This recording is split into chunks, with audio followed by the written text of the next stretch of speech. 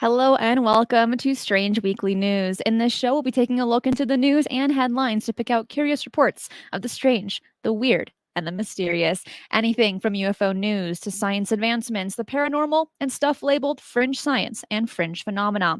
Each news item we go over in the show, I will place all the links to them in the description box below once this live show is over, as well as chapters on the timeline index. Welcome to all of our first-time viewers and listeners here today. Before we get started, I would like to mention that on Tuesday was the top 5 places beyond Earth in search for life with head science writer for the Debrief, Chris Plain. Then on Thursday, on Mysteries with a History with Jimmy Church from Fade to Black Radio, we covered the mysteries of Asia. Today is a very special day because it is our monthly roundtable with Jimmy Church from Fade to Black Radio and Micah Hanks from the Debrief. So we have so much to cover today. Let's just bring them right in. Micah, Jimmy, how's it going, guys? Hanging in there. How you guys doing?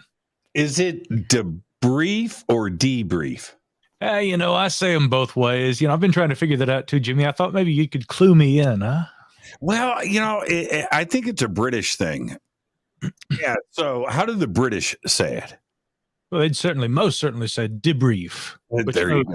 here in the sweet sunny South where I'm from, I'd say debrief, right? So Right. So there's a third choice then. yeah, I suppose there is. Yeah. Debrief. Debrief. Ladies and gentlemen, it's debrief. Yeah. Oh, man. It's good to be here with the both of you. Christina, how you doing? Everything good? I am still battling the frozen tundra out here in Southern California and the rain and the snow and there is okay. There's a couple of things that I may interject into the news today. Some other news stories. I'm looking forward to it. And yeah. And is one of them going to be the green comet? Because we will be covering that today, as you just discussed it yesterday. what is that? Thing that we talked about yesterday. No, don't pull my leg like that, Jimmy. That is one of the most extraordinary events, and we get this in our lifetime, and nobody ever on planet Earth is going to see this thing again, ever. And that's pretty cool, and especially when it's a 50,000-year return. So, yeah, we'll circle back to that. I think it's a huge deal for us. Yeah, we'll circle back in 50,000 years. That's what I was thinking. Possibly. You know what they're saying about that? I know that we'll come back and talk about it, Micah, but the current computer projections on this are now saying it ain't coming back. It's the orbit is just we're going to be somewhere else. It's going to be somewhere else. And this may be it. It's not going to be back in 50,000 years. It's going to be on another path. Yeah. Fascinating how those things can happen. Does this have something to do with like escape velocity or something? Or it just doesn't line up for it to actually be here next time? It makes its, what would you call it's not obviously annual, but if you're going to say 50,000 years, then what kind of a trajectory do we call that? I don't know. I don't even know the words for this sort of thing. Yeah. Because you're getting into numbers that start to boggle the mind, right? Because when you're plotting out, and you've got to have a pretty serious computer to do this, a 50,000-year orbit. And then you have to compile in all of the probabilities into that. What is out there on a 50,000-year orbit that could interrupt magnetically, gravitationally, and pull this thing in one direction or another. You have to get that into it as well. So is it velocities as it leaves here? I think that's the easy part, right? Because that's Newtonian physics, right? You're just plugging in stuff that we've been working with for the last 3,000 years and the way that we calculate the orbits of everything in our own solar system and gravity. I would think that there's an app for that for your iPhone, right? So, yeah. Well, I've often heard it said, Jimmy, that with your smartphone, you can actually do more than the computers that took us to the moon. And that's absolutely true. In fact, it's probably 10 or greater times that. But it is fascinating to me to think that the last time that this comet made its trip around and came through our little region of the the planetary neighborhood, Neanderthals still walked the earth. And it is kind of fascinating that this cosmic visitor, it's been that long since it was here. And again, this may be the last time, depending on what happens going forward. Now, the question is, who here has seen it? I see people there in the chat are already saying that even naked eye observations, faint though they were, have been made. I would love to see if anybody's got images that they've captured of this. And I'm an astronomy buff. Brett Tingley's been trying to lure me out there to his end of the county where he, of course, Brett Tingley is a editor at space.com. And he has a great telescope setup, and he and the family love to star watch. And he's like, "Come on over, man! Every night I'm getting like an update." So, Right. but the thing is, I have a greater range of visible, view here where I am located on this side of Western North Carolina. So I don't know. Maybe after the show tonight, I don't know if it's visible from this area. We'll have to look into it and find out, and then see what time. But yeah, I'd like to see if I could actually obtain photographs. I'm seeing people saying they've seen it through the telescope here in the chat. Look at that. Yeah. Binoculars, very simple thing to do. And here are the numbers. Well, okay, I guess we'll talk about this now. Although I don't have these in front of me, I've been checking this out every single night and looking at the projections across North America. Uh-huh. So first and foremost, February 1st, February 2nd, February 3rd, starting on February 1st, its closest approach to Earth, right? So that's February 1st. Now, between now, today being the 20th, 9 p.m., no matter where you are in the United States, right, your time zone, but at 9 p.m., walk out and look up in the direction of the Big Dipper. And so it will be there. Now, as the days roll by, the constellations are going to be a little bit different. I think tonight and tomorrow it's in Buddhist, right? But look in that direction and you'll be able to see it. Perfect. And then if you want to see the colors and you want to see like what we have up on the screen, and thank you for that, Christina, binoculars are going to blow your mind. But February 1st, yeah. Now, here's the thing, though. At 9 p.m., right? 9 p.m., head outside and take a look up. You'll be able to see it. But this is, what fascinates me the most, and you just brought this up 50,000 years ago. What do you think? What goes through your mind if you look up in the sky and see a green comet when you know it wasn't there the week before? Right. And everything. The night sky is your HD television. Right. That's where the action is. It's not looking at the dirt. It's looking up at the sky. And so going out without a scientific base about what you are looking at and that knowledge, but you look up and see a green comet, what goes through your mind? And so, a new visitor. Yeah. And if we go back through antiquity, where comets are noted historically, it doesn't matter if you're in Asia or in the Middle East or North America or Europe, comets were a big deal, and so they're always part of the historical record, right? What if you are in Egypt or you're in China and you look up in the sky and see that, right? What goes through your mind? Well, Jimmy, we know at least some things, some interpretations that have gone through people's minds. I was on a call earlier today with Randall Carlson because, he's going to be part of a big event that's going to be happening here in Asheville, where I reside, later this year. Graham Hancock, a lot of people are going to be there. Some of the most controversial names in this business right now. Now, of course, I'm a science guy, and I'm always interested in any kind of discussion that has to do with ancient history. And there are also a lot of mainstream scientists that are going to be participating during that event involving the Younger Dryas impact hypothesis. But the reason I bring up Randall here is because Randall, years ago, I saw him give this very interesting presentation about some of the celebrations surrounding Dia de los Muertos, right? Am I saying this correct? Dia de los Muertos, yeah. Thank you. Yes, Christina, I figured she would be able to help me. Keep in mind, folks, when Christina calls me earlier today, my nickname, Mr. Senor, so I just have to get my pronunciation checked from Christina. But no, Randall was given a really interesting presentation a few years back talking about how with some of those Day of the Dead celebrations. They trace back to comet observations. And Jimmy, you probably recall this. One of the names that they would give these comets was broom stars. And the mythological component that was associated with them was that when a broom star appears, it means that it's going to sweep the Earth clean and there will be a new life cycle of the Earth that will begin. Now, it's pretty easy to read into what that might mean, what that could entail. The idea that in the past, perhaps humans have associated a comet impact with some sort of a cycle of renewal. But of course, before there can be a start to anything, there has to be an end to the previous era.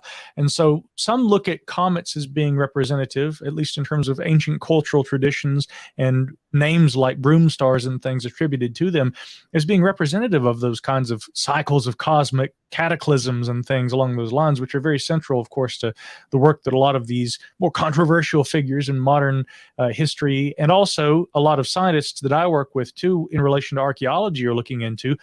Hence why one group of those scientists calls themselves the Comet Research Group. They actually believe that there's an abundance of data, in fact, that supports the idea that there was a comet or similar kind of an impact that occurred here on Earth about 12,700 years ago. And of course, Jimmy, we had an excellent breakfast with Randall Carlson a few weeks back. Yeah, we did.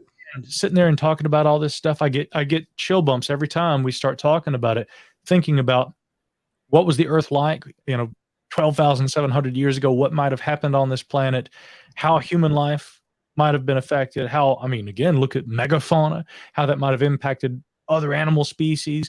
Bottom line, you go back 13,000 years, you would not have recognized the America that we all inhabit today. We would have shared this space right here with, cave bears and with, American lions, American camels. There would have been mastodons. There would have been, even stranger animals like the gomphothere. And if you've never seen a gomphothere, just look that up, ladies and gents. Kind of like a mix between an armadillo and a giant anteater. There were giant ground sloths that were, so big they wouldn't have fit in the room I'm sitting in right now. It was an incredible world back then. And it's very possible that the kind of thing we just saw on the screen here could have had an impact, no pun intended, on that life and the way that life was actually lived in those days here on Earth.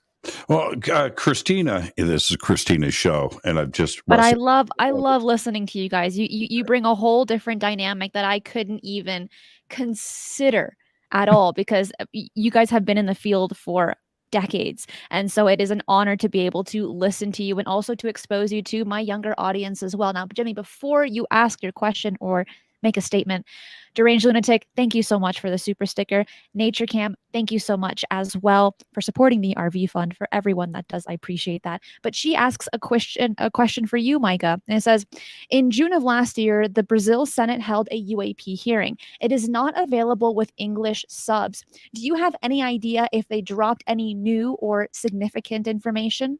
Well, I'll keep this brief because we've got a lot of space to cover, but eu aprendendo português, but meu português está muito, muito ruim. So what little I could actually translate is essentially this. We're recognizing a day of UFOs in understanding the history of that phenomenon and the long history of Brazil's involvement.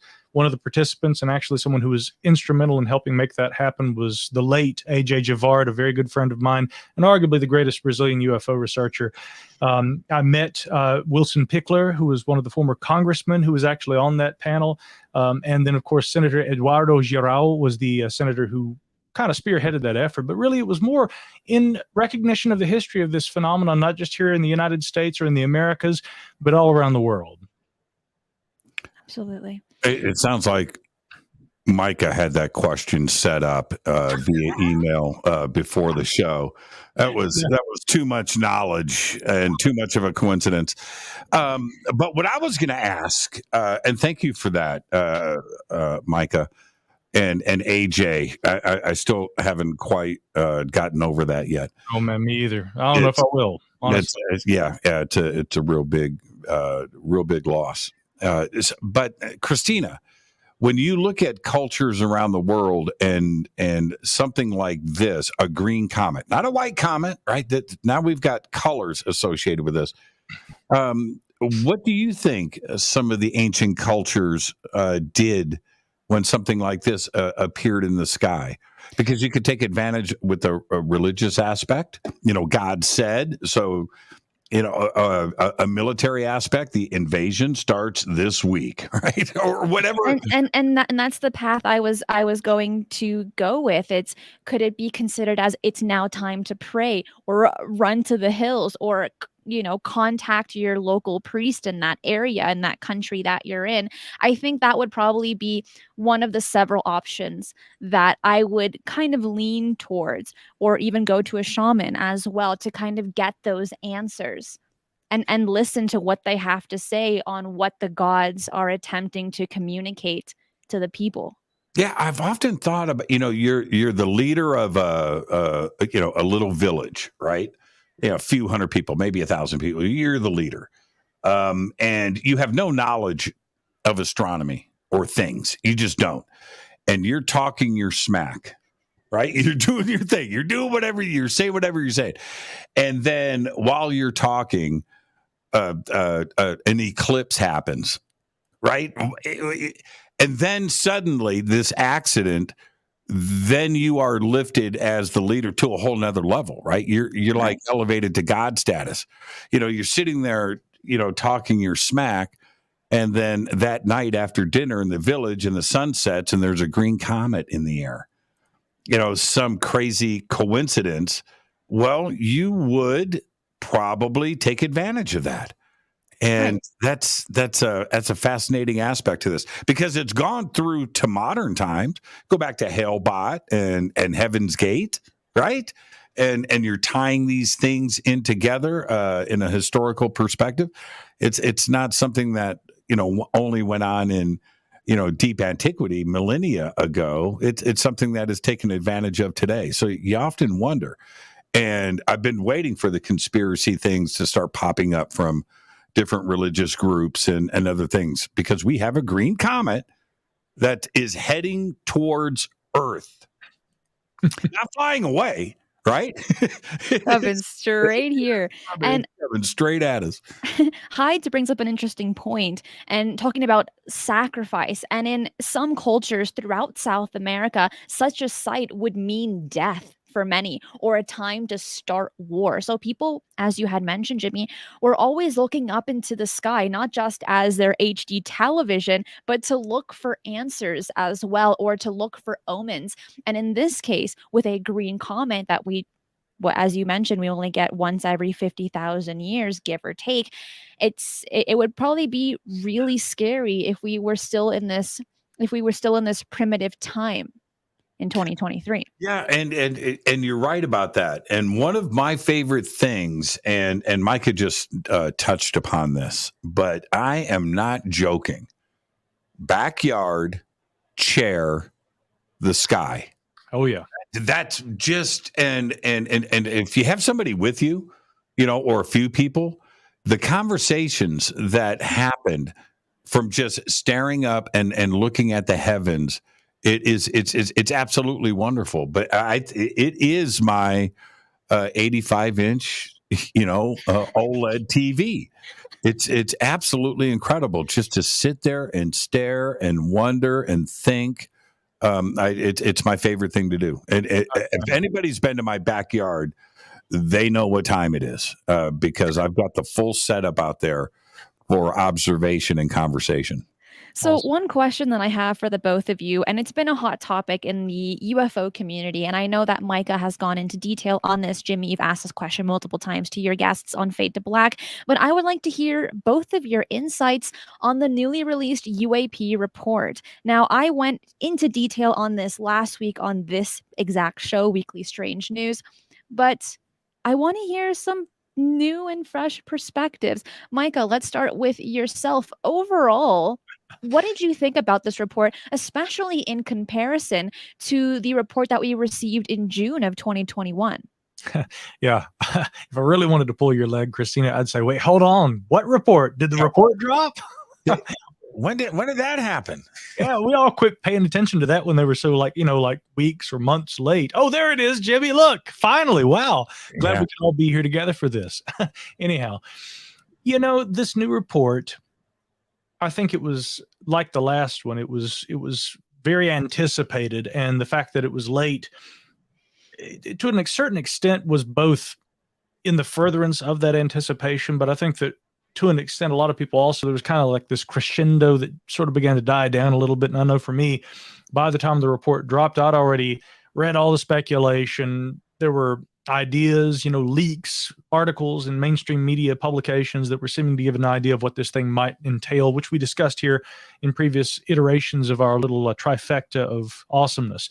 But now that we've actually seen the report, as I suspected, it wasn't exactly as Mr. Barnes over there at the New York Times made it out to be. No, not most of these things.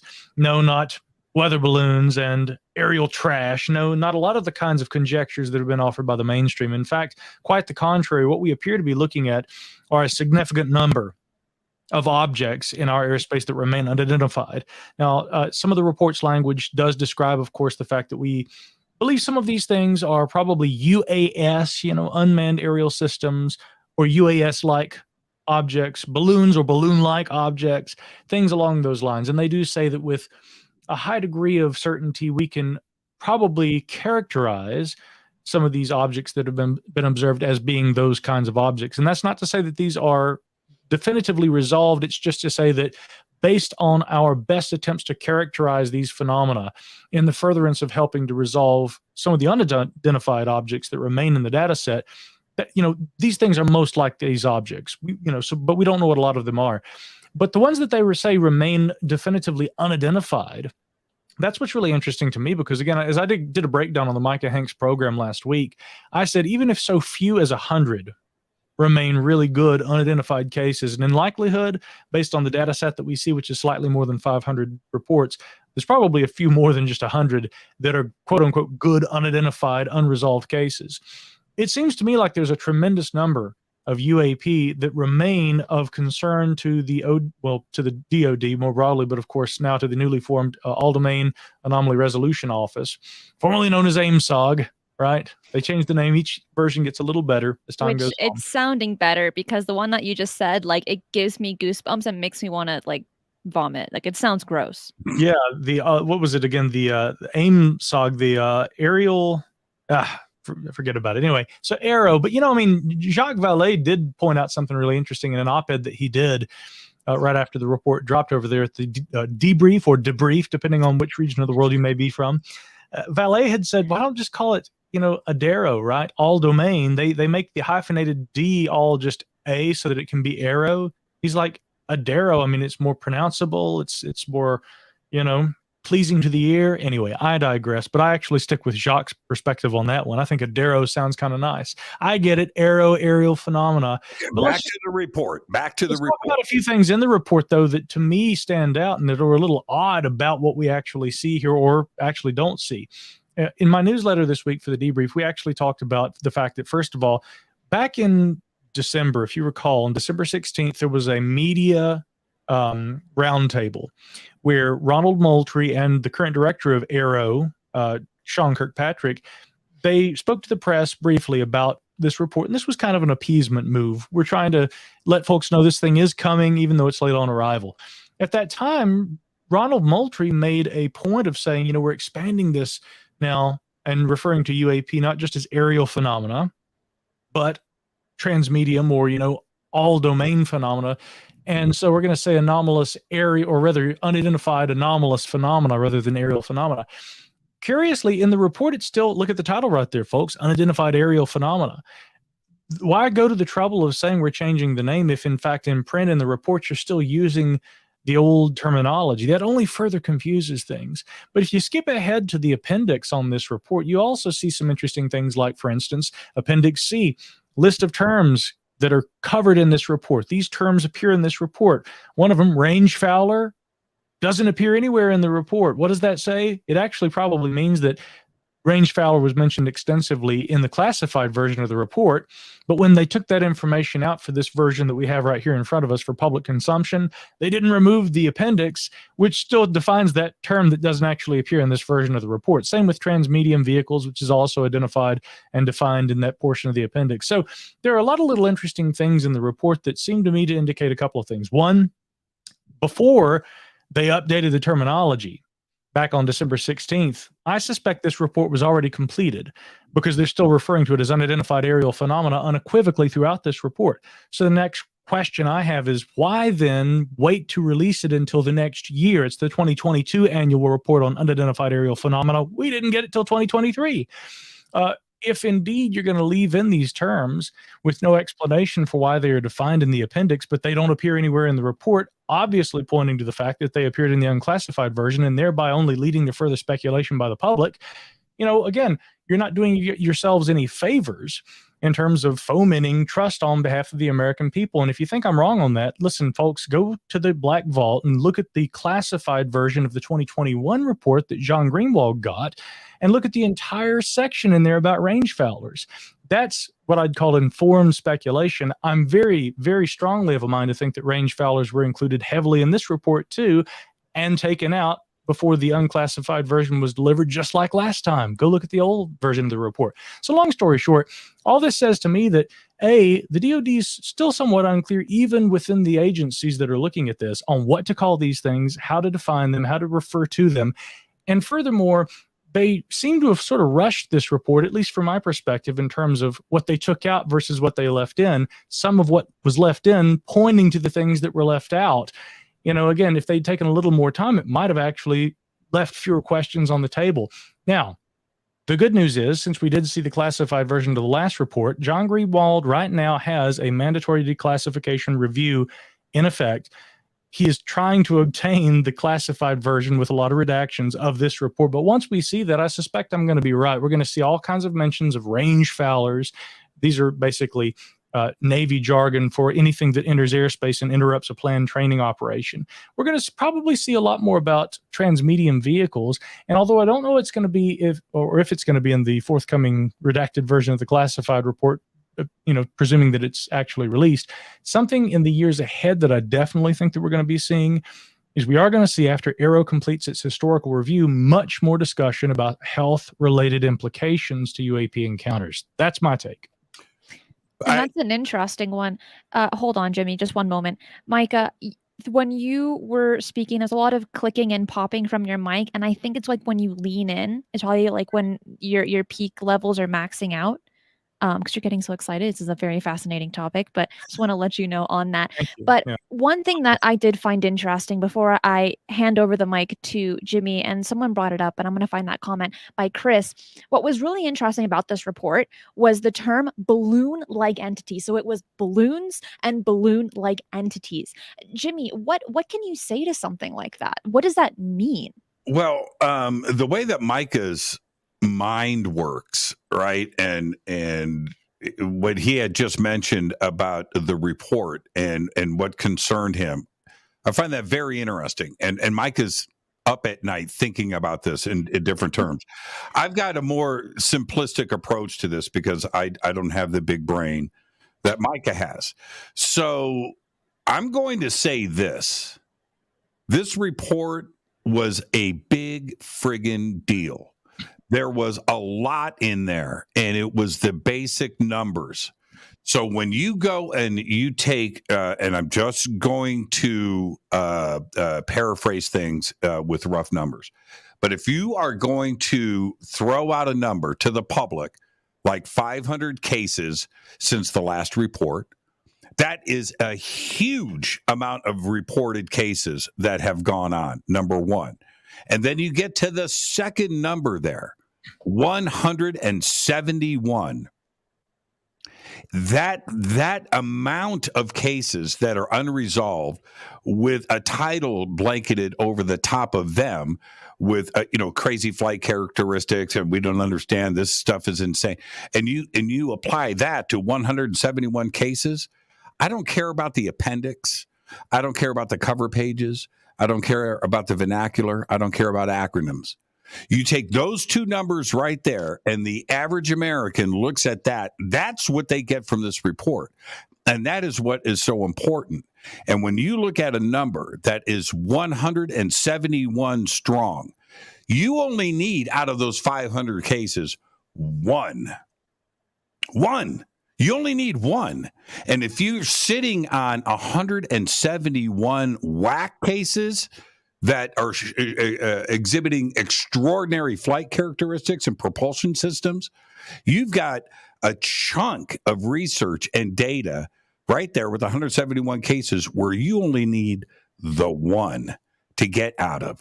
So everything else in the report and reading between the lines and getting to all of that, yeah, we need that. But that's not what's important here. It's those two numbers. And if you go back to the previous report, we had half of that data where they had all kinds of time to accumulate and get that report assembled. This one was done in the last year. So to have 500 cases thereabouts and 5 are balloons, 5. But we have 171 cases with extraordinary flight characteristics coming from professional military personnel. This is huge. This is a really, really big deal. And here's the my last comment. I realize I'm just speaking for 2 minutes and I could go on forever on this. But the amount of research, and people need to understand this, why we didn't get more. Why is this falling short? I'm not a shill. I'm not defending the Department of Defense or ODNI. But when you look at 171 cases and the amount of sensor data, eyewitness testimony, all of the compilation of things that are involved in reporting of an individual case, that you have to go back and research and try to resolve and get answers on, it's going to take a tremendous amount of time. 171 cases. So I think it's a really, really big deal. I think we need to appreciate what's going on, and it's those two numbers, 500, 171. And one last thing. The other part, the trash bags and airborne clutter, I don't understand, and I've talked about this a few times this week on Fade to Black. I don't understand why that's included in the report. It's really that simple. Because if it's been resolved as airborne clutter or a trash bag, and that's what is written in the report, it's submitted, okay, but why is that there? They've already resolved it. It's not unidentified aerial phenomena at that point. It's a friggin' trash bag or it's a balloon. What we are concerned about are UAPs and that 171. So there isn't any reason to cloud everything with airborne clutter and trash bags and that kind of identified phenomena, because I think a pilot or some kind of ground support or some kind of military service person has already told them what it was. So don't include that in the report. It skews the numbers, but the 171 is a big deal. It is. Android asks, did the report surpass all your expectations? Thank you so much, Android. No, of course not. Our expectations are way, our expectations, you know what our expectations from anybody, and I don't care if it's the media or the Department of Defense or the CIA or Micah Hanks or Cristina Gomez or somebody listening to the show. You know what the expectations are? Little green men, right? No, that's the expectation. That's what we want to know. We want our flying saucers with little dudes on it flying to this planet, right? That's the supreme. That's it. That's what we're trying to get to. So is it getting to that level? No, of course not. But we're somewhere in between. I got to chime in really quickly while I'm testing my peak levels on my microphone here. I think I may have things dialed in better. Christina, please keep me informed if you keep hearing that popping noise. Jimmy, I was very surprised by your response, first and foremost. And I'll tell you why, because, most people really in our community have been like, that report was a nothing burger. There was nothing in there. There's no data. And I have resolutely said, folks, you're not reading. I mean, I know there wasn't all the stuff you wanted to see. There wasn't enough of what you wanted to see, but don't miss the important points. Now, I focused in the last segment there a lot on what I actually saw that wasn't in the report, but which I could glean had been taken out based on things that were left in, which to me may be indicative of a rushed process. I, could be reading too much into that, in fairness. Although I will just say this, that my good buddy Tim McMillan, he and I were on the telephone for a long time this morning, and he said, I read your newsletter yesterday, and I think you're spot on. So Tim seemed to basically agree with my assessment. But, when everybody's been out there just complaining and arguing about how little was in this report and how much more we could have seen, Jimmy, it's a breath.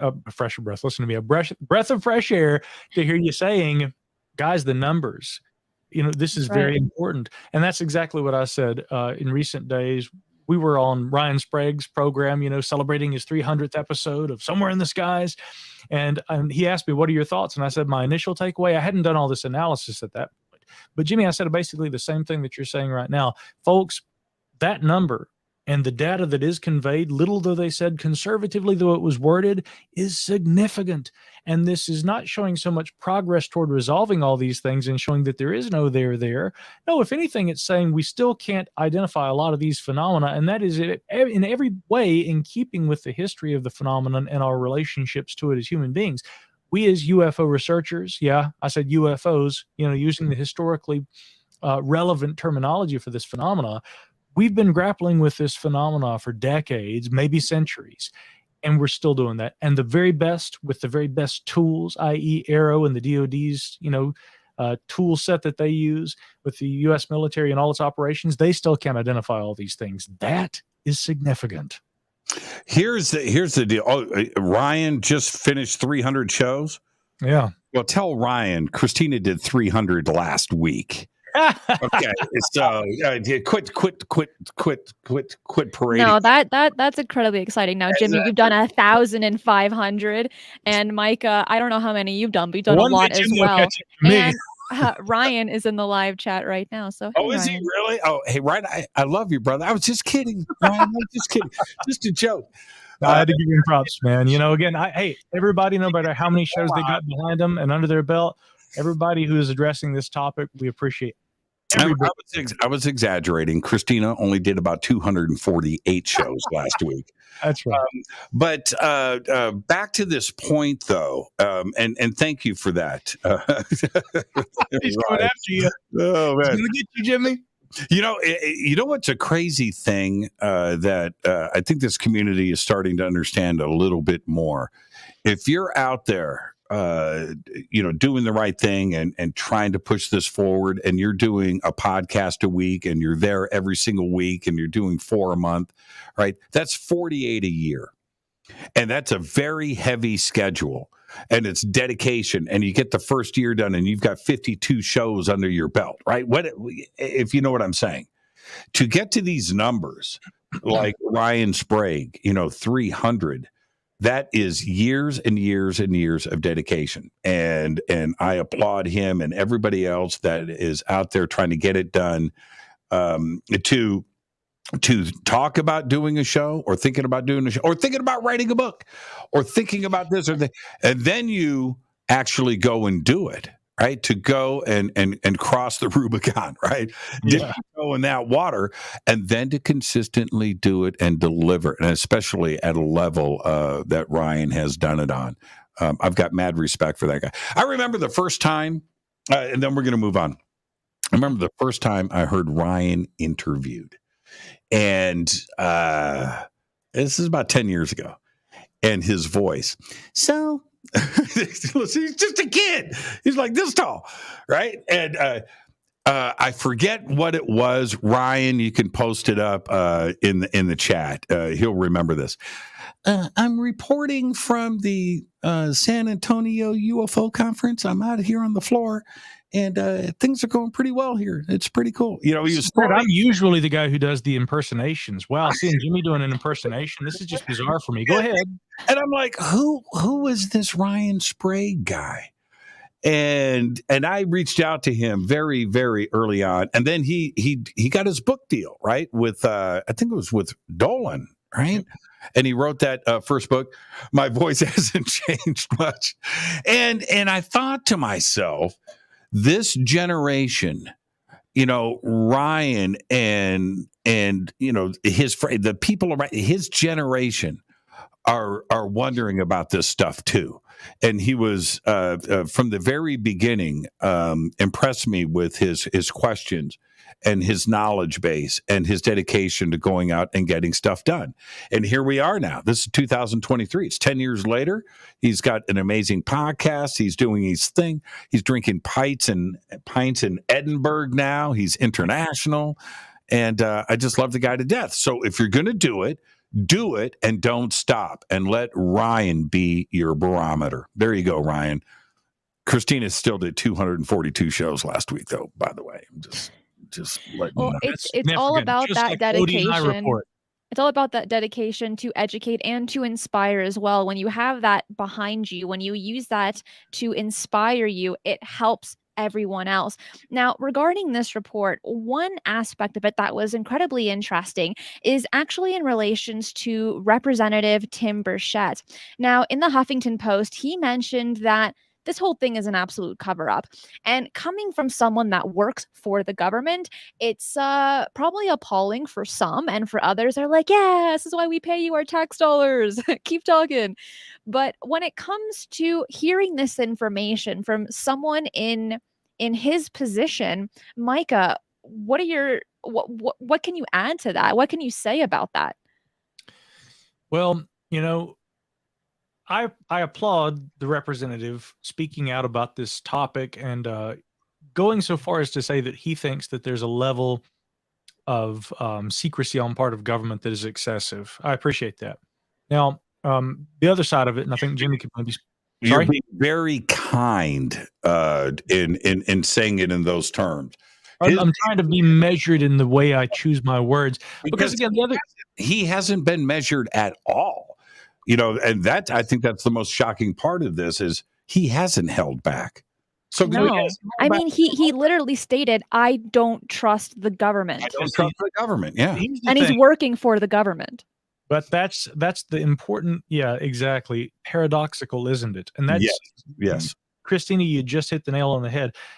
Jimmy and I, again, working in the media side of this, but I mean, look, outside of media, I would also go so far as to say, Church and I have had enough dinners together, smoked enough cigarettes together. I'm not even a smoker, but when I'm hanging out with Jimmy Church, I am apparently. So, and we talk about this stuff. And I know it's because outside of what we do as reporters on this topic, we read about this topic, we study it, we speak to people who we think scientifically, historically, and otherwise are more, are well equipped and more informed on this topic.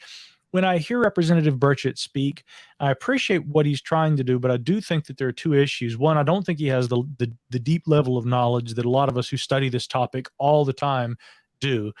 I also think that, unfortunately, he does appeal to conspiracy a little more than he needs to, which sometimes takes away from the argument, which when you look at, for instance, what the Scientific Coalition for UAP Studies does, or the National UFO Historical Records Center, and what they'll be doing in the years ahead, let's just look at the data without appealing to conspiracy theories, without conspiracy. And again, I'm not trying to take down anything that Representative Burchett has said, but he's always saying, I don't think the government's being honest. I don't think that there's a tremendous cover-up going on. Well, I would just say, without having to inflect all that into the discussion, let's look at the data. The data clearly shows there is a phenomena that needs to be studied. Lawmakers are already taking action on trying to remove stigmas and bring up the level of transparency and also accountability on part of government. So the way I would like to see the language applied toward this is, clear, coherent, responsible dialogue that is in the furtherance of bringing to the American people the reality of this phenomenon, rather than inflecting. And again, I'm not trying to attack him, but I do think that when I hear Representative Burchett speak, these are the things I'm hearing, and I'm thinking we need to level up when it comes to the way we talk about UAP before we can actually have a serious, coherent, and responsible dialogue. We're getting to that point. We aren't quite there yet. Those are just my thoughts. Jimmy, what about yourself? How do you feel about that? See, here's the thing. We need people like Burchett because he's like me. He's got a loud mouth. He speaks his mind and he doesn't hold back and he keeps people in check. We also need those like Micah with a level head to keep things moving and stay focused. But I think that Burchett did the absolute right thing, because if I was an elected official and people already know my personality, right, and I have never held back. I just never have. It's gotten me in a lot of trouble, like right now, as a matter of fact. But the point to that being, I feel that he's talking to me, and there are others out there that think the exact same way, that they're going, go Tim, and that includes Capitol Hill. where there is always going to be somebody that is going to say what nobody else wants to hear. And in this case, this is where we're at. After the UFO hearing, when he blasted him, he wasn't even, he wasn't part of the committee. He was an audience member, and he walked out in front of the cameras. That was a sham. That was, I don't want to use the words, this is Christina's show, but that was a sham. We have been lied to. Our government, my government, your government is lying to us. And we've got, and when he's saying these things, nobody else will. Right. And so you need that voice.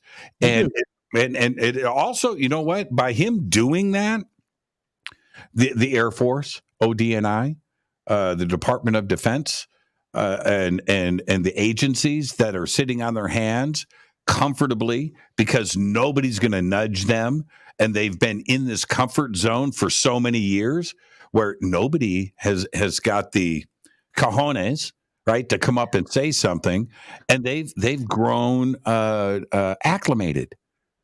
And you need somebody out there to let them know there's an elected official that has got their eyes on you, and he is not going to be silent about it. Other officials will, right? And you've got to play politics. This is, and Micah, I'm sure you're going to agree to this.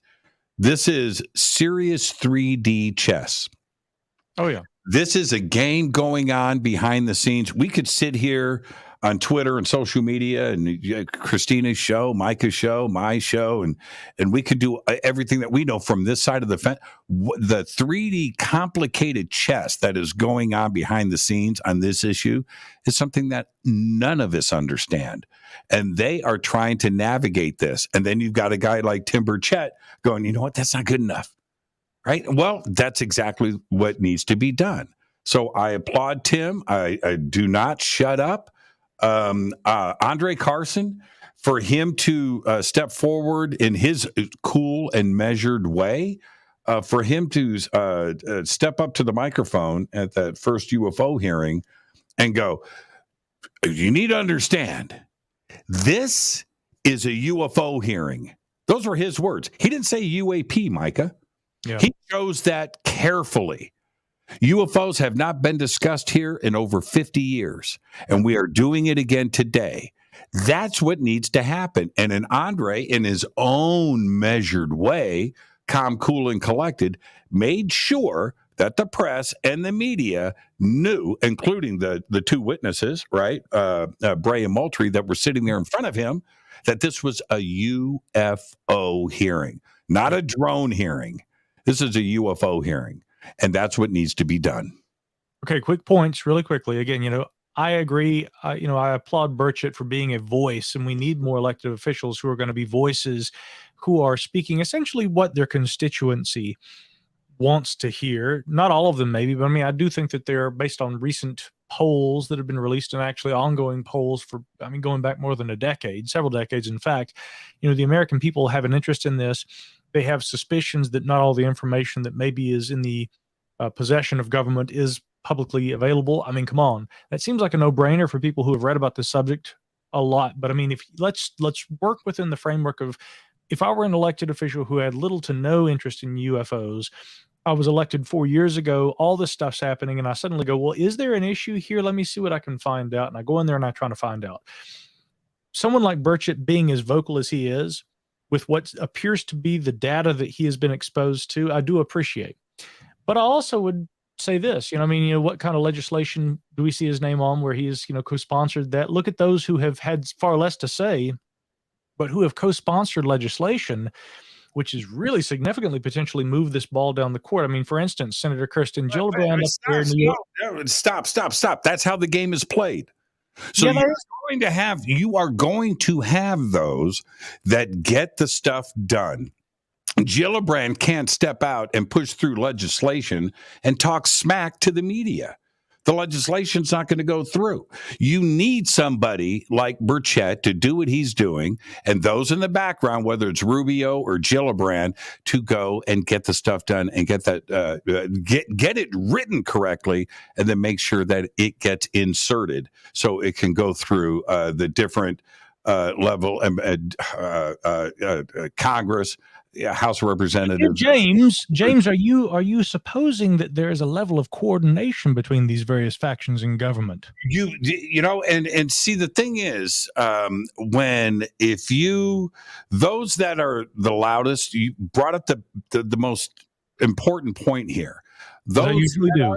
Those are the loudest are not necessarily those that are chairing committees and that are writing this stuff and pushing this stuff through and negotiating with other members of Congress and the Senate to get stuff pushed through. Yeah, that's just the way that the game is played, Micah. You know this. So then here's my question that kind of goes with what both of you had stated. If he's really, to my understanding, one of the very few representatives that's being very loud about this situation, that he thinks that this is all a cover-up, that this report was total BS.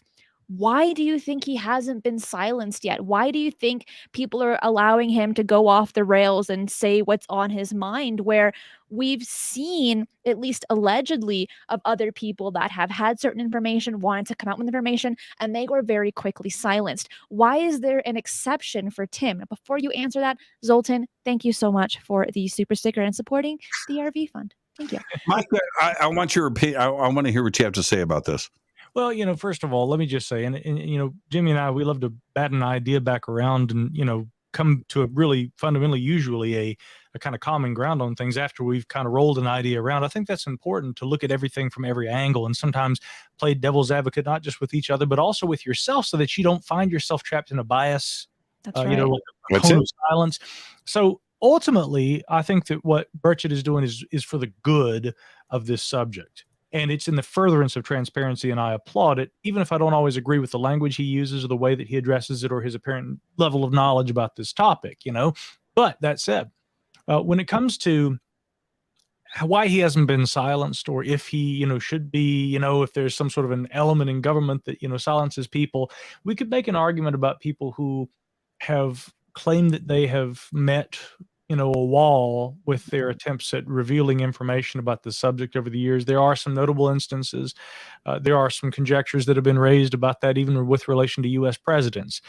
In Burchett's case, I would say that there's nothing that he has said, frankly, that to me seems to warrant, even if there is some sort of a massive cover-up, it doesn't seem to warrant him being silenced, because he's just voicing his opinions. And frankly, he's not one of those, again, legislators who is actually legislating into law things that could significantly change the dynamic with relation to this topic. Whereas with the passage of the National Defense Authorization Act for fiscal year 2023, we got this whistleblower protection. We got all of these elements that really not only expand the scope of what AARO is doing and has to do, including back into history, going back to 1945. Guys, did you see that was reported in the New York Times just last week? I reported it before the New York Times, but well, a lot of us, please continue. We got to throw them a bone sometimes, Jimmy, because a lot of these guys, they were slow to it. They didn't get to it as soon as you did or I did. But I'm going to tell you, even if they're late to the game, it's important to see the mainstream media finally picking up those stories and covering this stuff. Quick credit to Chrissy Newton, by the way, who is continually always pushing to try and make sure that the mainstream media is working to cover these kind of stories. The debrief team collectively, while we're reporting it through our outlet, we're always applauding seeing the mainstream media going, oh, wow, here's a story that we're only now a few months late picking up on, but finally bringing to public attention, because through their media, you know, and the accessibility to the public that a large media organization has, that also is furthering knowledge about this subject. That also is working in the furtherance of transparency. That's all important stuff. So all that said, I don't think somebody's trying to silence Tim Burchett. I don't think what he's saying would warrant that. But I would say this, that if there are people who have been silenced in the past, I hope that current legislation will prevent that in the future. And that was a really great point. Owen, thank you so much for the super sticker and supporting the RV Fund too. Jimmy, what can you add to that? Well, again, see, I have the simplistic view. I have the everyman view on this, which is this. Again, I'm here to help you think. Okay, the flip switch is in effect, And Tim Burchett knows, as does everybody else right now in Washington, that this is a subject that is okay to talk about. This wasn't the case 3, 4, 5, 6, 7, 8, 9, 10 years ago. Tim Burchett would never say these things. It would end your political career. That's it. Your electoral advantage in the marketplace is zero, right? So he knows this, and others do too. Tim Burchett isn't the only fan of the unknown that's in Capitol Hill. It's a generation just like us. I'm 60 years old. So if you have somebody 30, 40, 50, 60 years old on Capitol Hill right now, they went through all the same things I did in the 80s, in the 70s, in the 90s, right? And they are thinking and seeing the same things that we are. So they understand what Tim Burchett is saying, right? And it's okay to do these things now. Everybody, we're not in the era of the 60s and the 70s with a different generation of politicians that would never step outside of the box or talk about these things. Today, it's a different story. The switch has been flipped. So they know it's okay for Tim to say these things. UFOs, little green men, conspiracies, government cover-ups, right? This is the world that we live in today. So, no, I don't think that nobody would dare silence him because they agree with him, right? So, no, the switch has been flipped. This is a brand new day, and I think we're going to have more, just like Tim Burchett doing the very same thing, like Gallagher. Gallagher, he's another one, man. And I got to say, I'm real proud of that young man. Incredible, Jimmy. Just shows how we're getting old. I think he might be younger than I am, buddy. Oh, gosh. I woke up this morning. I was hurting in places I didn't know I had. But dude, I don't want to tell you about my day getting out of bed today. But that includes Gillibrand. That includes Rubio. You know, when Rubio, Micah, let me ask you this. And I apologize, Christina. We've got other stuff we got to talk about. But when TMZ nailed Rubio in the airport, right? He's got a roller with him, right? He's going through the airport. TMZ comes up. I'm paraphrasing. So Rubio, what about the little green men, right? And for Rubio to turn and speak in such a matter-of-fact way about extraterrestrials and an ET presence and moving this forward, and we have that would never have. It never happened, right? It never happened before. And so Rubio understands what Tim Burchett is saying, and Gillibrand fully understands. She knows what time it is. She is part of our generation, right? So, yeah, I think it's a brand new day. I really do.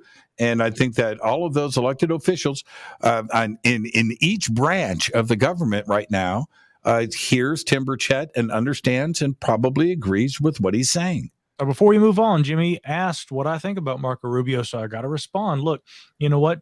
Also, the fact that he would just stop and address a subject like that in an airport, you know, on a smartphone camera, outside of a formal interview kind of a setting, he's still speaking to his constituents about this issue that he takes seriously. And folks, this is a bipartisan issue. Bipartisan support for trying to understand the full range of possibilities as it relates to UAP.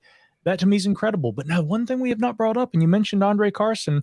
Did you see, I believe it was CBS, the interview the other day where he was asked about possible crash wreckage retrieval? Certainly we don't have anything like that, do we? And Andre says what has been acquired has not raised concerns, but he seemed to acknowledge the acquisition of something which we would identify as being UAP. Did anybody else find that to be an interesting statement?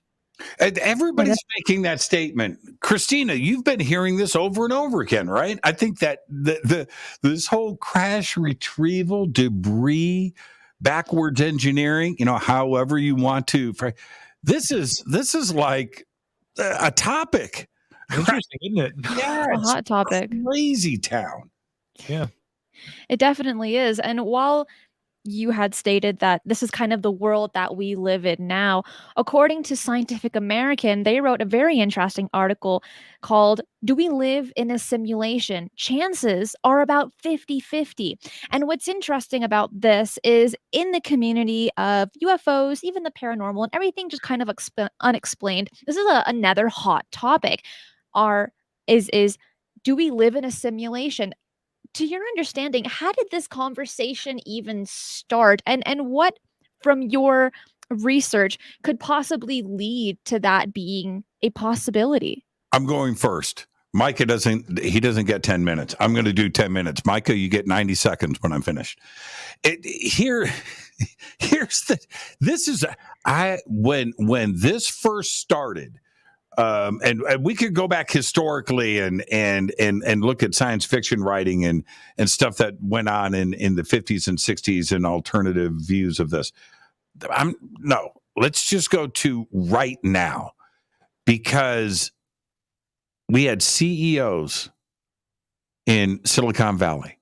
We had thought leaders throughout the world. We had Elon Musk chiming in the last 5 years, where the suggestions started to surface in the intellect community about the possibility of living in a simulation, that we were binary, we were ones and zeros, right? And so when you started to hear, and as I do, where I would listen to these conferences, I would listen to these lectures, I would read the books and see the different articles that were written about this and the interviews, the stuff that was coming out of San Francisco and Silicon Valley about this subject. And you have to stop and ask yourself, how could a CEO of a $100 billion company, a $50 billion company with so much influence and so much knowledge, actually think that we're living in the world of Tron? And not just that, but that could almost fry your brain, because then you're thinking of everything, including destiny, fate. It's all about that. It's that all of free will. All of that comes into play. Exactly. Determination and stuff. But here's the thing. What is it that they are basing it on? Because they are all sitting on server farms. They're all working on quantum computers and quantum technology. They've got the best engineers. They've got the best software designers. They've got all of this smartness around them. What is it that they know that we don't? Now, the conversation has gone further. And when you start to have different theoretical physicists and different physicists and rock star physicists start to chime in on this, going, well, yeah, actually, yeah. You have to stop and think, what is it that what is it that they know? And is this a considered possibility, right? Is, in the world of probabilities, in the world of science, where everything is possible, right? Everything is going to happen. Everything is possible, and everything that can happen will. Eventually, it may take a long time, but whatever it is that you're thinking, it can and will happen. But that's where this started, Cristina, and it has taken off since then. Riz Verk has written a couple of books about it. He's one of my favorite people and a very smart guy, and he's somebody that I think is very pragmatic and very smart and very focused. And he's convinced, right? He's absolutely convinced. And we're talking about a guy that runs major companies. He teaches at MIT, right? and where is this going? So that's it. So for me, I'm on the fence. There's no way that I'm going to go, that's impossible. I'm not convinced that it's going on, but I'm right in the middle on this one. I'm listening to the smart people. Micah, what about yourself? Well, I remember Elon Musk years ago saying how many hot tub conversations that he and his friends and family members have had about, the likelihood that, this, as we experience life and reality, is base reality. Whether or not that indeed is merely how we perceive it, and there are different levels, and our concepts of a multiverse or dimensions could even extend to the idea of there being something beyond the so-called matrix in which we all occupy. Now, this is an ongoing discussion, and like Jimmy kind of outlined, a lot of the top science educators and thinkers today have looked at this possibility.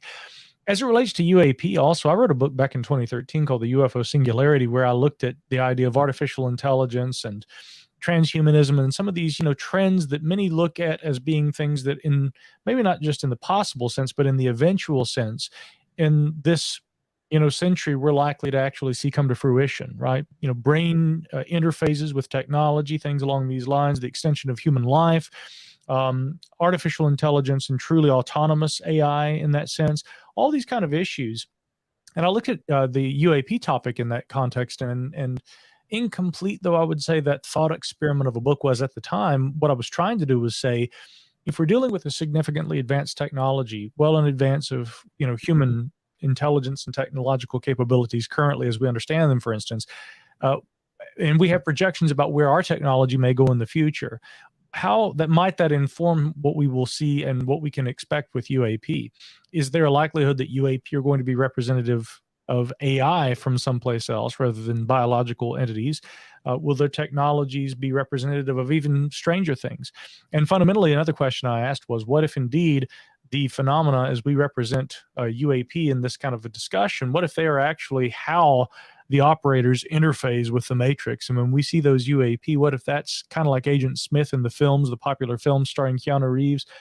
UAP are not some technological devices so much as they are the interface point between a exterior technology or intelligence interfacing with the Matrix in which we operate. Now that, to me, again, is all speculative. But these questions are relevant because the more that we look at the mathematical essence of the universe and the way that aspects of physical reality throughout the universe not only are represented in mathematics, but also in mathematics that have a peculiar kind of appearance in the sense that they seem to point to the idea of there being a structured nature behind the lattice, the finer workings behind the scenes in the universe. It does raise some questions about the idea of whether reality as we see it isn't something that, and again, this is a loaded term, but I'm going to use it anyway, whether it could be manufactured in some regard. Whether you call the manufacturer God or some intelligence outside the matrix or, what we call UAP, I don't think it's any of those necessarily. I'm agnostic, but it's interesting to have these kind of thought experiments and talk about this. And it's interesting to me too, that how many people who are proponents of these kind of ideas, singularity, technological singularity, simulated reality, when I would go to them and ask them about UAP, they would say, there's no continuity between these topics. That has nothing to do with what we're discussing. Now I'm looking at Avi Loeb and all these people. I mean, people who are not so much UAP proponents in the traditional sense of these might be extraterrestrials, people who are writing for Scientific American and are saying, it's very likely that any kind of technology that we encounter from elsewhere is not going to be biological. It will be AI. It will be somebody else's AI. There'll be autonomous drones that are sent here across interstellar space. And again, I just got to say, these are all ideas that I've been kind of mulling over for, more than a decade and had published a long time ago. I'm glad to see people are finally starting to entertain these seriously. But if simulated reality has some sort of a component therein, who knows? And if we are binary, then are we even supposed to understand that we live in a simulation? That question in itself is a paradox. You wouldn't know it. And I like this comment here. If we are like Sims, what the decision maker? Here's the thing. If we're living in a simulation and we are all just NPCs, right? And if does an NPC in some game, right, roam, and you're looking at the army flooding across the plane, you're looking out, and they all are moving individually. They all have strange little characteristics and stuff. But does that little NPC in the game, do they know they're in a game? Well, of course not. So in our world, in our NPC world, would we know? No, absolutely not. There would be no way to figure it out because this is our existence. A fish in a fishbowl lives in that world. There isn't another world out there. They don't know that the existence of no. Everything that they know is right there. right? And if you're going to expose to that fish, that there is a planet here, and then there's space, and then there are stars. What? It's not part of their existence. So would we know? No, we wouldn't have any idea. Then we wouldn't be having this conversation then. We wouldn't have it at all. And no, we wouldn't be able to convince ourselves, right? Our level of NPC, right? Our intelligence that's programmed into us allows for a certain amount of freedom of thought and to question things and to learn like any good AI would. Right. Okay. So you're going to do that and you're going to acquire knowledge, but getting the real answer, no, that's always on the edge, right? You're not going to be able to get to that. I talked to Isaac Arthur about this subject, living in a simulation, and if it's possible. And Isaac's comment to me, and he's done many, many hours of programming on this actual topic here. He said that an advanced extraterrestrial civilization that is out there, that is going to build a Dyson sphere, a semi-Dyson. You don't even have to, and is starting to overtake a galaxy, right? That their level of AI and knowledge of computers and infrastructure is something that we wouldn't understand. And the amount of computing power and the energy coming off of that star and feeding the system would absolutely be able to create an entire universe inside of it, right? And that's it. What was the game? What was the video game that had infinite planets? I played it for a while, and you could go from and in this game, it's extraordinary. It's not programmed individual lines of code with 1 trillion planets in it. No, it's too big of a programming issue, right? But it creates the planets as you play the game, right? So it's not this huge information intensive, power intensive thing. It's creating the worlds randomly as you get there, right? With random creatures and plant life and flora and fauna, atmospheres, colors, villages, people. All of that is done randomly through the software, right? Well, that's how you would do a universe, because we have the game right now. Let's see. Did somebody post what that game is called? There's a name. No Man's Sky? Yeah. And that, you guys are good. That is just, No Man's Sky. Thank you. Did we get it up here yet? Yes. Yeah, No Man's Sky. And that's a simple little program, right? That's, it's a gigabyte or whatever it is. And with the size of the universe, I think a gigabyte is pretty small. But this game can create the universe and this artificial reality for you. And it does it randomly as you progress through the game. And it turns out to be infinite, right? There's no stopping. The Green Comet is a system update. Yeah, the Green Comet is well played. But so then when you take these concepts where we are able to develop this software, how easy is it and when Isaac presented it to me in that way, I was like, because we think it's something huge and so complex and what it would take to develop. And he's no, actually, it's the opposite of that. So think about that. Is it possible? Yeah, I'm in the middle. If okay, what I'm gonna leave you with this, and then I'll hand it off to you guys. And I know Micah thinks this way. I know Micah too well. If you're sitting on $10 billion, right? I'll tell you how you first get $1 billion, and then you can start thinking like this. So you go out and you get your $1 billion. What are you going to do? What's the first thing on your mind? Well, you kind of don't want to die. You want to enjoy this, right? So you're going to think about immortality. You're going to think about ways to achieve this. And the quickest way to that is not extending the life of your meat sack. No, that's too tough. You take your brain and you put it on a chip into an android body. That's what you do. And hopefully your consciousness is going to go with it, right? Your soul is going to. All goes according to plan, James. Right. You don't want to get there and not have Micah's sense of humor, along with Micah's memories. But that's what you would do, because now you don't have disease. You don't have to sleep. You don't have to eat. You don't have to do anything. You're going to live forever, albeit, in an android body. And maybe later, 110,000 years on down the road, we'll be able to grow these meat sacks and then turn around and insert your mind back into it. But if you're really rich, if you're sitting at that table, these are the concepts you think about. And that's where this simulation theory comes into play, and the uploading and downloading of consciousness and memory and achieving some level of immortality. That's what you would do with your money. Yeah. Nature Cam, thank you so much. She says, Micah, feel free to recreate a typical phone call from Jimmy, #impressions, because it seems that every time we do our monthly roundtable, somehow, in some way, you do a Jimmy impression. Now, for our new viewers and listeners that haven't heard this really impeccable impression, go for it. Oh, God. Well, I mean, putting you on the spot. To put one on the spot, it's a little difficult.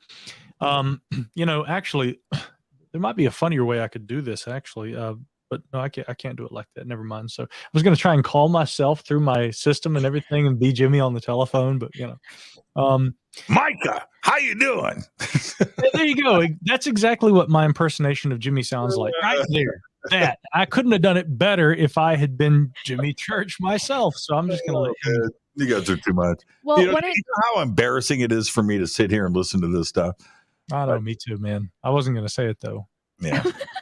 Well, one thing regarding simulations that I don't think I could properly wrap my head around is, if we live in a simulation, how could I possibly enjoy ramen and enjoy noodles? Like, I think that no.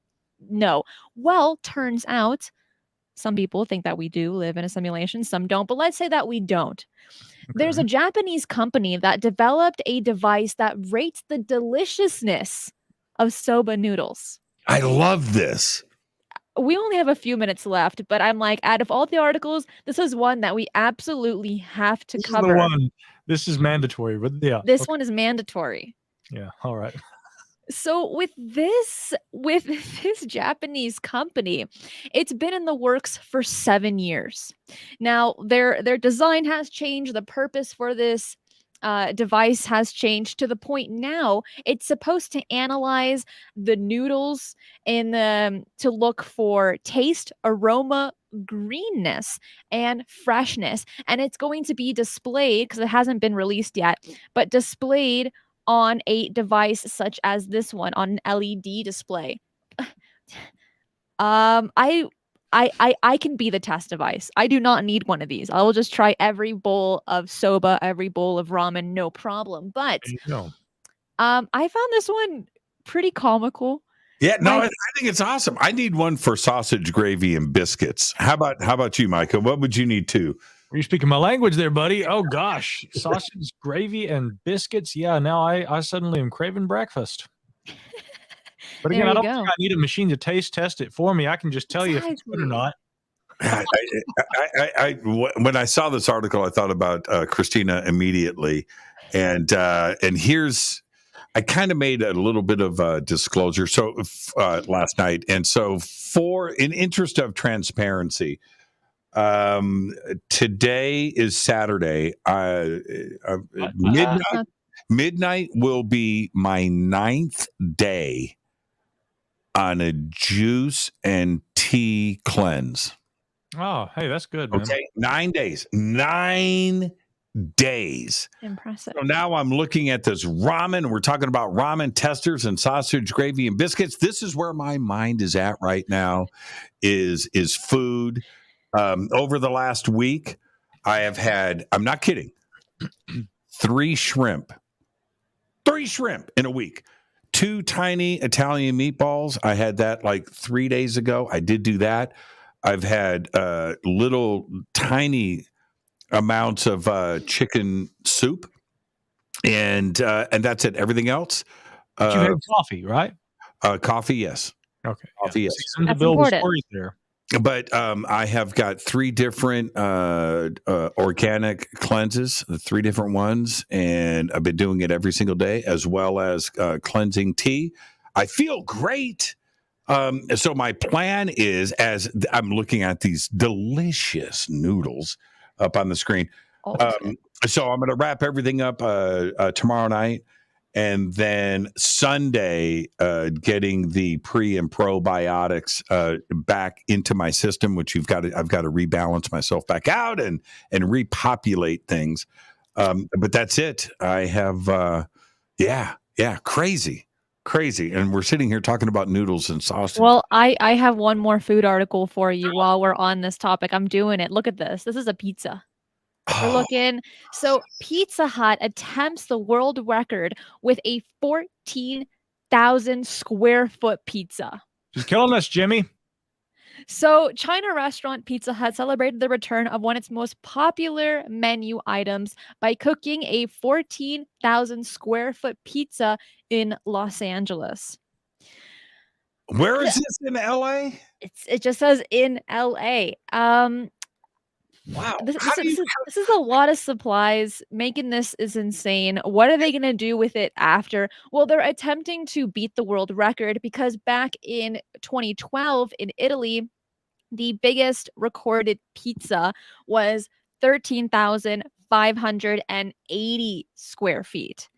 Man, that is big. You could feed all the homeless in LA for a couple of weeks with that. Well, it's supposed to be 68,000 slices of pizza. Yeah, oh man, I would go and check that out if I knew where it was. It says here at the Los Angeles Convention Center. Oh, it's downtown LA, next to Staples Center. The Convention Center and Staples Center. It's not called Staples anymore. What's it called? Crypto Arena or whatever it's called. But they touch each other. So there's a big parking lot out. Yeah, so that's what that is. Okay. All right. I want to know what they're going to do with it. But this article is incredibly short. But looking at it, and it's giving me questions because it's an open air. What if a bird poops on it? What happens then? Do you throw the whole thing away? Why do you got to go there? You just killed it for me. Because it's a legitimate question. Out of the 68,000 slices, how many of them are edible? How long does it take to cook? What if it rains? Okay, forget about bird poop. What about like flies? Dude, exactly. So I'm awake at night thinking about the UAP report, what the government knows, and trying to deduce from what little they'll leak to us, what they really know. I know now what you guys lay awake at night thinking. No, you missed the connection. It's a flying saucer. Oh, there you go. And it's for those asking how it's cooked with a series of heat lamps. I thought it was sun-baked. You know, that would make sense. This is not the time to bake a pizza outside. It's a bit cold. Are those giant cheese rakes? Is that what's going on with those cranes? It looks like maybe they're like flattening everything. I don't know, but this is wild. How many pounds of flour? How many? This is what's really sad, though, Jimmy, if the money that went into making this big pizza that unfortunately I hope a few people at least are going to get to eat. Imagine if we'd had that kind of resource and we could use that to fund a UAP study, limited though it would be. Gosh, if I had that kind of money, and they're making a great big old pizza out there in Los Angeles. Well, it's the epitome of strange news. And you can't throw it away. I mean, you'd have Greta, what's her name? Greta Thunberg. Yeah. Have her out there as an activist, you know, that you can't throw this stuff. How many trucks would have to cart this thing away? Well, hey, Christina, I have a request before we do wrap up, even though we're looking at this delicious pizza and it's really making me hungry. And now I may have to actually act on this and get one of my my famous cauliflower dough pizzas. Yes, I know. I too am a health nut. Those are good though. Oh, or like tortilla pizzas where like tortillas your crust and then you put it's also good. Yeah, when I make a pizza, I try not to do it like with bread, and everybody's like, ew, that's awful, cauliflower. I'm like, actually, if you try those, if a well-made cauliflower crust pizza, I know, but look, I'm telling you, there are good ones. The only thing is there isn't one good one. There are some good ones, but man, See, that's what people like Ewans do. You convince yourself that crap tastes good, and that's fine. Some people really like seafood on their pizza, and before we leave, there was this really odd-looking sea creature. I love this picture. And more. we're looking at the big fin squid. This is a very rare photo that was taken back in 2007. However, this article just resurfaced recently, and this little squid was found 1.5 miles below the ocean. First of all, it's not a little squid. Zoom out for us, would you? Look, that's not a little squid. No, I saw this on Joe Rogan years ago, and I remember then I thought, man, that's fake, right? But no, it turns out it's real, and and it looks alien. It looks scary. Alien. Well, now I have something I have to reveal to you guys, and Christina's been waiting the whole show to find out what I've been sitting on here, keeping from her. I don't normally keep secrets from the little one, but I'm going to tonight until now, because I have something fascinating I want to share. Now, this is nature, what we're seeing right here. But now, Christina, you may be familiar with what's known as the famous Flatwoods monster case. This from back in the 1950s around Flatwoods, West Virginia, where a group of people claimed that they encountered this strange looking kind of a creature. And I'll show you. I've got an artistic rendering of what the Flatwoods creature might look like. Could we make me large for just a moment? Larger than life, gracious. Now, this is my friend Jamie Snell. He's an excellent artist. This is his kind of artistic rendering of what the Flatwoods creature was described to look like. Probably not so much a creature as it actually appears, if anything, to be a machine. Mm-hmm. There were a lot of books that were written about this, a lot of people who investigated it, Ivan Sanderson, Gray Barker, and, at least as far as early ufology, this almost kind of occupies the area more of mythology at this point. But I mean, this was like a mainstay of early ufology, whatever the object or entity might have been that was seen there at Flatwoods. But now Jamie Snell, the artist who produced this, I bought that print from him earlier this year at the CryptidCon event up there in Kentucky. And he said, well, look, actually, if you like that one, I'm going to pass along one more to you. Now, keep in mind that squid that you just saw. Christina, go ahead, throw that up one more time if you can. And let's have a look at this unearthly looking alien-esque squid. This an actual biological organism. Looks almost more like something you expect to see out of a Predator film. Well, Jamie, inspired by biology, said, what if we were to do a more biological kind of a rendering of what the Flatwoods creature allegedly looked like? And I now present to you. Okay, go big, Christina. Yeah, you go big or go home, right? So that's right. So this is the revised version that Jamie did, trying to get the glare off of it. Yeah, it's really nice. Flatwoods monster as envisioned as a Cthulhuoid Lovecraftian monstrosity, tentacled and biological. So yeah, I love that. Where can I get one of those? You sure can. Yeah, Jamie's the other one. I want the other one too. Have Jamie reach out to me.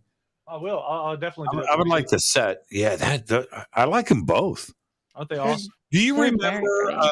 I know we're at the end of the show, but since we're talking about this, in Project Blue Book on History Channel, right? The Flatwoods episode, right? And how they distorted it, right? Took the debunker perspective completely on that one to another level. Yeah, because they suggested there that it was an owl in a tree. Remember that when they're walking through, there was an owl up in the tree, and so somehow in the game of telephone you go from owl in the tree to Cthulhu, right? I don't know how that happens. We've run the gamut, ladies and gentlemen. Well, for this creature, it's 20 feet long when fully grown. So you definitely do not want to encounter one of these if you're swimming at that depth, which is impossible. You simply can't do that. It's okay to pee in the water, though, and I would pee. It's okay to pee in the water. I would pee. You guys, Christina, thank you so much. I'm glad I made you guys laugh on this very beautiful Friday. Thank you for having me. Thank you so much. Hey, Thank you for being here. Jimmy, and Micah, before you head out, Jimmy, where can people find you online? JimmyChurchRadio.com. And Micah, what about yourself? You can find me online at MicahHanks.com. I was going to say MicahHanks.com. So there you go. Thank you so much, guys. I'm gonna. Report. That's old school right there, man. All right. Bye, guys. I'm gonna place you backstage. Just hold on. What a fun show. I always love doing these roundtables, and there's so many more months to come where we'll be doing so many more of these. Out of all of the articles that we covered today, or any of the tidbits, which one was your favorite? What was your favorite thing that we covered today? Let me know in the live chat. Let me know in the comments as well. I think for myself, you know what? Just the whole day was a highlight. All the topics that we covered were fascinating, and they both had a very unique perspective of things that I didn't consider. So I do really appreciate having them on every single month because they do open my mind to new perspectives and new paths to look at something completely different, opening those doors, right? Make sure to hit the like button before you head out. Check out my music channel, Space Ambient Music, called Cosmic Portals, that can help you fall asleep, relax, meditate, and even study as well. More tracks coming soon.